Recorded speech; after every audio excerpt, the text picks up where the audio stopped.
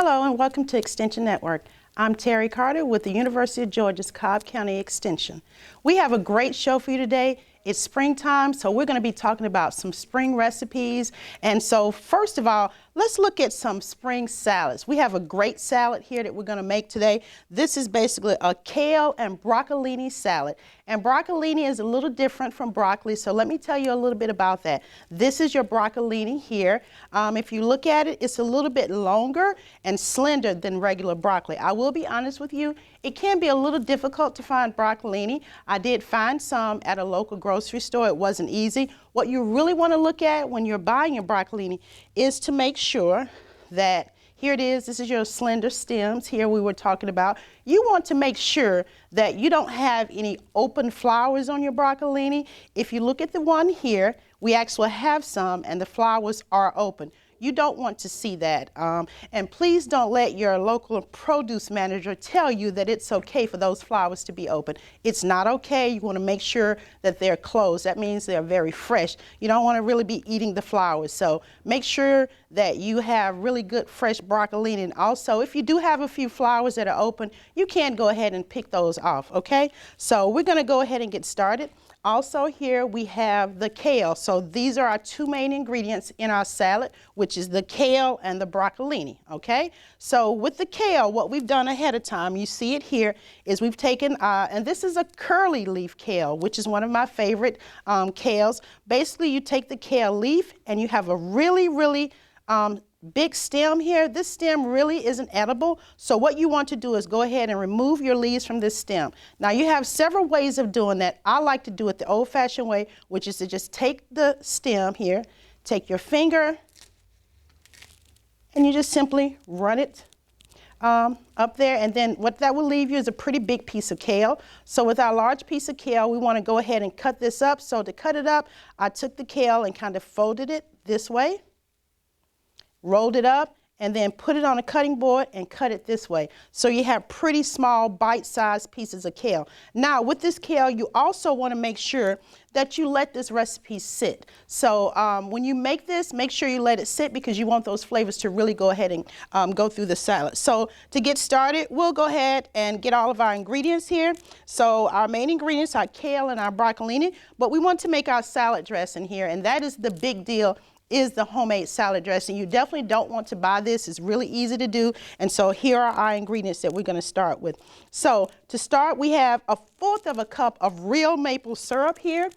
And you want to use real maple syrup. It's going to give you a great flavor. You're not going to use a lot of it, so you have a lot left over, and it can be a little bit expensive. So I'm going to go ahead and add in my 1/4 cup of maple syrup.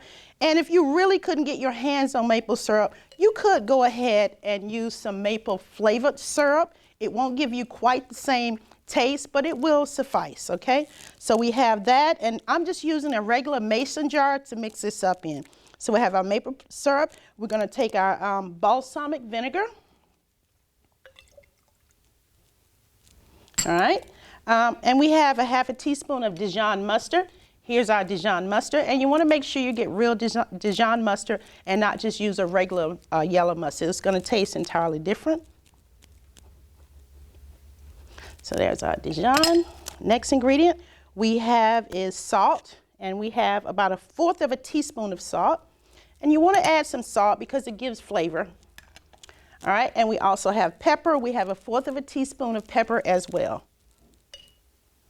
All right, and we have 1/4 cup of canola or vegetable oil. Now, if you want to use another oil, that's totally up to you. You'll be fine using that, but we're using canola oil today. All right, and that is basically our salad dressing. So I'm going to go ahead and close this up and give this a shake. So we have our salad dressing shaking here. So the next thing we want to do is go ahead and take our broccolini, put it in our bowl here. And you can see I cut these up in pretty small size pieces there. And the stems are very important, so you want to make sure you add your stems in there. All right, and then here's our kale, our curly leaf kale. All right, and this is basically all that we do. We have our pecans and our dried cherries that we're going to add in. So you could use dried cherries, you could use cranberries, you could use raisins, you could use whatever you wanted to. You can also add in apples or pears to this salad if you like. So here we go. I'm going to go ahead and add in my cherries. And you can add in as many cherries as you like. I kind of went heavy on that. And you're going to kind of toss this a bit. Oops, lost a little bit of it. That's okay. So I'm tossing this a bit. Now, last but not least, we're going to add our salad dressing that we just made here. Going to pour this all over.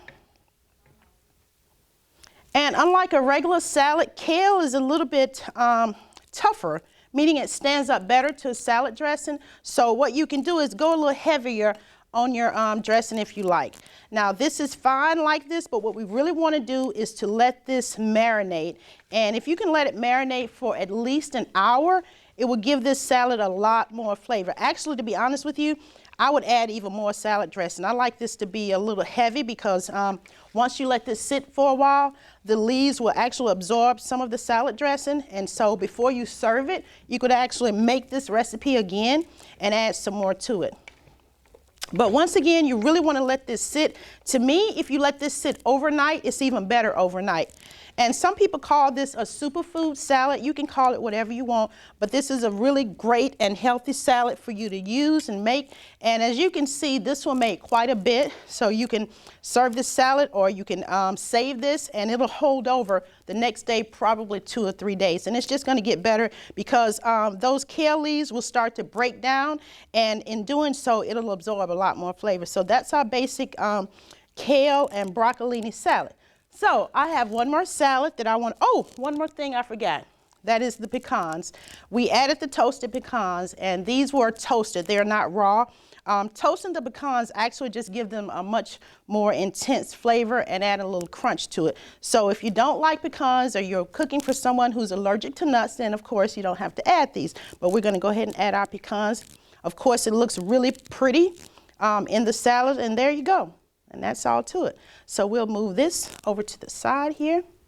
So I'm going to show you how to make one more salad dressing. Salad dressings are really easy to make at home. They're simple. So I'm going to show you one more. All salad dressings, well, not all of them, but the ones I make, which are basically vinegar and oil-based salad dressing. Those salad dressings start with generally 1 part vinegar to 2 to 3 parts oil. Now it's up to you if you want to change that. Some people like a little more tangy flavor, and if that's the case, you can go ahead and add in more vinegar. But for me, I like more of the oil to vinegar ratio to be more oil. So for me, I have about a 4 to 1 oil to vinegar ratio. So I'm going to go ahead and take my oil, as I did earlier, add it in the jar here. So in the first recipe, we used canola oil. This time, we're actually using olive oil. So the flavor is going to be a little different. So we have first our oil, then we're going to have fresh garlic mince here, and this is 1 clove of fresh garlic. I didn't want to go so heavy on the garlic, so I wasn't sure how it's going to taste. So I'm going to lighten up on that garlic a little bit. We also have lemon juice. And we have 2 tablespoons of lemon juice. I'm going to add my lemon juice in here. And when you add lemon juice to a recipe, it's going to change that recipe quite a bit. So I like the tang of the lemon juice. If you don't like the garlic, by all means, leave the garlic out. So this recipe is versatile. You can leave out what you want, and you can add in things that you like as well, okay? So we're going to go ahead and add in our salt. Salt is necessary to season up everything. And also we have some basil leaves. Now the basil leaves, you can actually have dry basil, or you can have fresh basil. So if in the summertime you have basil in your garlic, go ahead and use your fresh basil. But if you don't have it, then, you know, use your dried basil. And you can dry your basil from the summer, and we'll talk about that in the second part of the show. So I'm going to add my basil in here. And then last but not least, add in my red wine vinegar. So this vinegar is a little different. It's calling for a red wine vinegar. And the first one called for a balsamic vinegar. So it really doesn't matter what type of vinegar you use. Okay, so same thing here. That's our salad dressing. And for the salad, here I have baby greens that are mixed, and I prefer the baby greens. They taste great. This one is organic, so you're getting a really healthy mix of greens, and I tend to use greens with spinach in it because you're getting a lot more nutrients from that. So I hope you've enjoyed our salad. So At this point, we're going to take a break, and when we come back, we'll show you how to grow some herbs and show you how to mix up some herbs. Thanks so much. 2 outs with a runner on first base.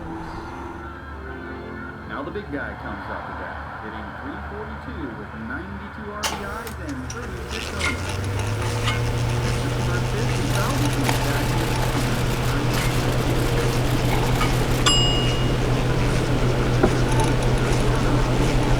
Chill raw and prepared foods promptly. 1 in 6 Americans will get sick from food poisoning this year. Keep your family safer. Check your steps at foodsafety.gov.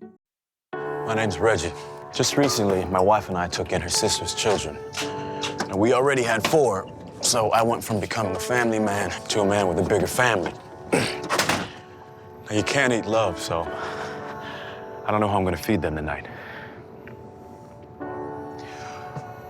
How was that, Rich? I think I look more like Denzel. That's cold, man. Play a role in ending hunger. Visit feedingamerica.org/hunger and find your local food bank. That's low, that's low, that's low. The average text takes your eyes off the road for nearly 5 seconds. Stop the texts. Stop the wrecks. Visit us at stoptextsstopwrecks.org. Hello, and welcome back to Extension Network. I'm Terry Carter with the Family and Consumer Science Department of Cobb County Extension. In the second half of the show, we're going to be looking at using dried herbs. We're also going to be looking at having your own herbs and how to grow your own herbs and how to have a container garden as well. So we're going to start with the herbs that we have here. At the end of summer, you'll have a lot of herbs that are left over. So what do you do with those? If you've been using them fresh all summer long and winter is coming, well, if you don't go ahead and harvest those herbs, what you're going to have are herbs that you didn't get to use that went bad. So you want to go ahead and take them and dry them. Once you dry your herbs, they'll look something like this, and I have an array of herbs here. Some of these were purchased, but you can just as well do these yourself at home using these same little simple plastic containers that you can purchase. So what we have here, first of all, we have marjoram and we have thyme here. This is our thyme. This is lavender, and we'll talk a little bit more about lavender and how you can use lavender. And this is Herbes de Provence, which is a herb that's already been blended using the lavender. We also have here some lemon peel, as well as some fresh, I believe we have parsley here, and salt as well. So to blend your own herbs, you have an option here. You can use an herb blend with no salt if you're salt sensitive, but you can also use this blend and add some salt to it if you like. It's totally up to you. So to blend your herbs, you want to look at what you're going to be cooking. I'll try and do an all-purpose blend that I can use on a lot of different things, including my salad dressings, onto my vegetables as well as my meat. So for me, I'll add a little bit of salt to it, not very much. So to blend your herbs, you just want to look at what you have. And I'm going to make a blend here that pretty much can be used on the grill. So if I'm grilling boneless, skinless chicken breast, I want to have something that I can put on there that's going to be pretty healthy but give it a really nice taste. So I'm going to start with some lemon peel here, and I'm just going to put a little lemon peel in there. I'm also going to start with my thyme here, adding a little of the thyme, and then the marjoram here, adding a little bit of that, the parsley here, and a little bit of salt, just a tiny bit. Okay, and this is a small amount, so it's up to you how much you make at one time. Now, if you just want to kind of experiment with the different flavors, make it in small amounts and see how you like it. That way, if you like it, you can make a larger amount and store it in a nice jar, use it whenever you get ready. But when you're just testing it out, you want to use a small amount and then try it on whatever foods you're going to be using. If you're vegan or vegetarian, you might want to see how this goes well with maybe your string beans or whatever vegetables you're using. If you're like me and you're grilling a lot, especially during the summertime, I use, once again, a lot of chicken breast. So I would make a blend that is going to go well with my chicken breasts, okay? So this little small amount is just enough for me to do maybe 2 breasts and then see how it tastes. And if I like it, I will make it a larger amount, and then I can store it and use it whenever I need to. Okay, we have the lavender here. The lavender is really important to me because lavender has a lot of different uses. You can use it in recipes like this. Again, we have the Herbes de Provence that has the lavender petals in there. And the difference between the Herbes de Provence and the Italian seasoning is the lavender. So the lavender is going to add a little bit more complexity to your mix, okay? So there you have it. Now, these herbs also can be grown fresh, and you can use them fresh during the summertime, or you can use them dried during the summertime or during the winter. Here, this is a rosemary sprig here. Rosemary is one of those evergreens that grows actually all year long. It's very easy to grow. You can start that from a root cutting, take a small piece of this. This one is dried because I've had it for a few days, but you can take this fresh, take a cutting from it, put it in water or put it in some very moist starter soil, and you can grow your own rosemary plants from that. So whenever at the end of the summer season, I usually take the rosemary, pull it off of those stems and store the rosemary so I have some dried, but I really love using it fresh. And also, most people don't think about the rosemary stems. If you get a very long one that's straight, you can use that as a skewer. So if you're gonna be grilling some vegetables, or if you're using chicken or shrimp, you use the rosemary as a skewer. You get one that's going to be pretty big enough that it'll hold up with your foods, and use it as a skewer, and it's going to impart a lot of flavors. Now, as far as growing your vegetables, we have some really early spring veggies here that I want to talk about. You want to start with lettuce and green things when you're starting your spring garden. So we have a spring garden planting guide here that you can pick up from Extension. This is our spring planting guide, and this is available through Extension. You can also go to the UGA Publications website and find this as well. And what this have is basically when you should be planting everything. Now, you can plant this as early with some of these as February. You can also start them indoors earlier and then transplant them outside. I like to direct sow, meaning I like to put the seeds directly in the ground about this time of year. So around February or March, you want to go ahead and make sure you have your seeds in the ground. Now, you have two options. You can start from seeds, okay? And if you start from seeds, you want to start a little bit earlier, or you can go to your local stores and purchase these, and there are a lot of different places you can purchase them, and you can start from transplants. So if you're like me, I'm a seed starter, but sometimes I cheat a little bit, so I have transplants here. And this is red snail lettuce, and on this side, I have all of my cool weather greens. This is Swiss chard, this is red snail lettuce, and this is cilantro. Now, the thing about cilantro, a lot of people will try and plant it in the summertime, assuming it's a summer crop. Cilantro is not a summer crop. It is a cool weather crop. Although it looks a lot like parsley, it's not parsley. So you want to make sure you get your cilantro outside in the garden as soon as you can, as soon as the weather clears up and it's pretty sunny, but also still pretty cool. So February and March is the time you want to get your cilantro in the ground. Now, all three of these will do very well while it's still cool. Once it starts to warm up, you're going to start to see these bolt, and bolt meaning that they're starting to shoot up flowers and they're going to start to set seeds. That's letting the plant know that, hey, it's getting too hot out here, so this is the end of our life. So it's basically setting up seed pods to save itself. So whenever you start to see that, you'll know that it's time to go ahead and harvest it, and it's pretty much done with. And here in Georgia, that usually happens around about the end of May. So from March to May, you should be able to get a really good crop. Now, if you want to transplant these, I have them in, these are trays of 6. But if you want to transplant them, you can transplant them into a pot, and all you do is take a pot like this, and this is just a plain old pot, terracotta. You see it's not very deep, it's a pretty shallow pot because lettuce really doesn't have to have a lot of a depth to it. So I'm going to move some of these around here, and we'll start to work on how you get your pot set up.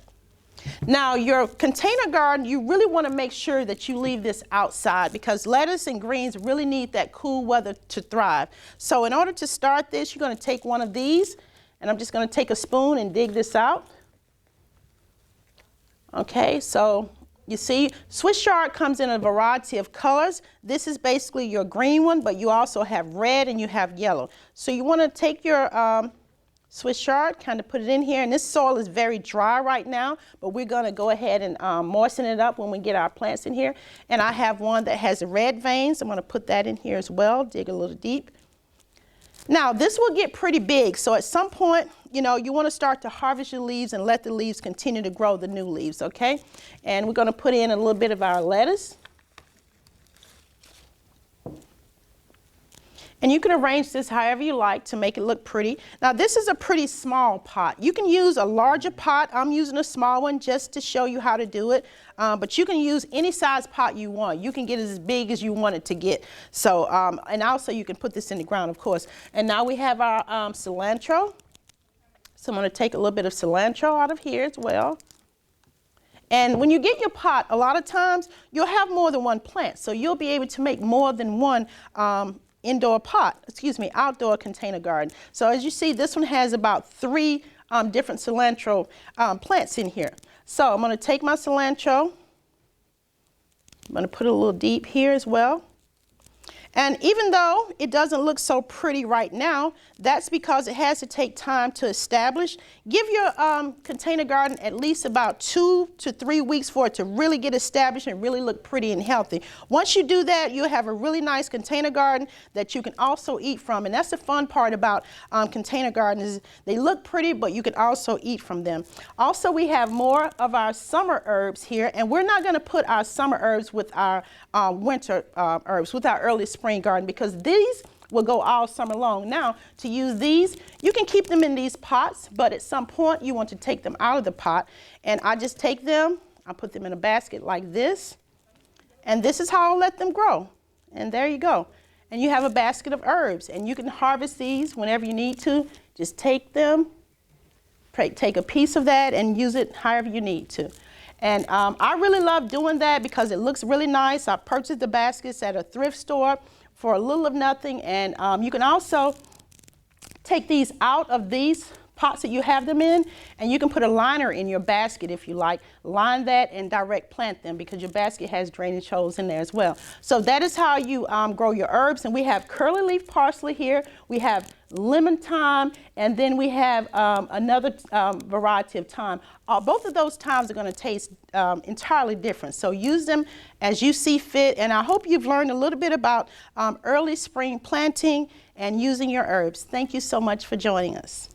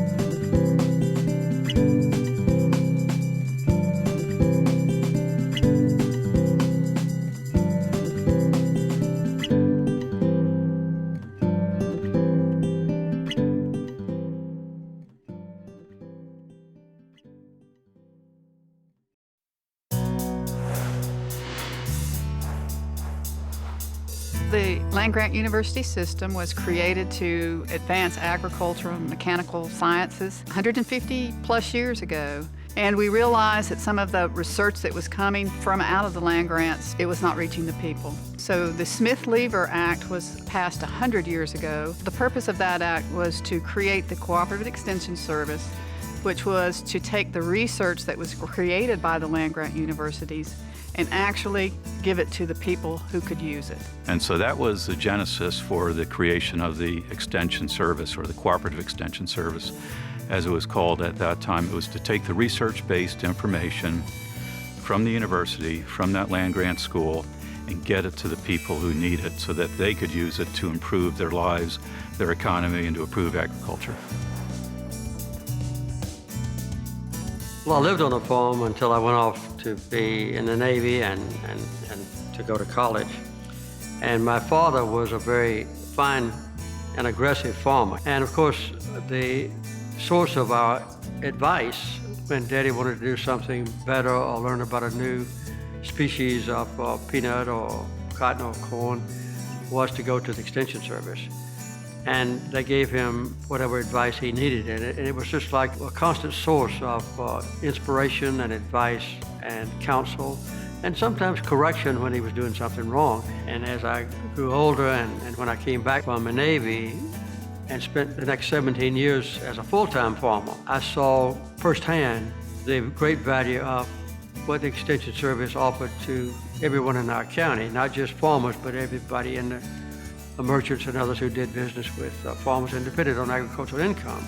My earliest experience with the Cooperative Extension Service came as a result of joining the 4-H Club when I was probably in a middle school age group. They encouraged us to participate in competitions, and we had to learn our various project areas and make presentations in the local and the district competitions. And also, I began to show livestock as a part of my 4-H project and continued to do that for a number of years. So the Cooperative Extension Service and its supervision of 4-H was an important part of my younger years. I serve Fulton County. It's a large county. We don't have that many farmers, but we have a lot of people. And we have a lot of families that just simply need help. So Extension brings that human touch to our community. We answer the questions directly. We give it to you in a manner that you can understand and you can use, and you can apply it immediately. So Extension is kind of like that friend next door. You may not talk to them every day, but you're really glad that they're there. One of the advantages that we have is that we're always on the cutting edge of the newest information, the newest research that's coming out of the University of Georgia. And we are a direct source that our clients can come to find that information. We're a filter for that information, and we are able to explain it in a way that people can use it for practical everyday application, whether it's on the farm, in their families, or in their communities. An increasingly important element of Georgia's and America's total production of food will have to be designed toward meeting the needs of our own country and other nations more than it has been in the past. So I think the gamut of influence of Extension Service, I don't think has been minimized in recent modern days, but I think the opportunities to expand that influence has been greatly increased now, and I believe in the future. I think the future for cooperative extension across the nation is very strong, and I know in our state it is. The simple problems in agriculture have been solved, and they've been solved for the last 100 years or so. Only complex problems remain. Our researchers on our land-grant universities working in multidisciplinary teams will provide solutions for these complex and complicated problems. But how you transfer that information back to the farmer, back to the agribusiness, back to the family or the youth development specialists through 4-H is going to be very different. That's where cooperative extension has always been good. That's what their strength is, and that's where we see them being so important in the future. We're continuing to see evolution in the production of agricultural products, and I expect that to continue. We will probably have fewer farms, but larger farms. And the Cooperative Extension Service certainly has a role to play in that new structure. They've adapted very well to the changing circumstances and the changing economy of our country over the last 100 years, and I have every reason to believe that they will continue to do that here in Georgia for the next 100 years. The most rewarding part of my job is being able to help people and provide current research-based information for our clients. They come to us over and over for that information because they see us as the #1 source of information that they can rely upon, whether it's for their farm, their agribusiness, or for their families. Real life changes. Extension brings real life changes, and being that agent in the community, on the ground, being that agent to serve is a pretty miraculous thing. In all the ways that I had an early developmental life in earning a living and learning how to live as a productive citizen, I would say the Extension Service had a major beneficial effect on me.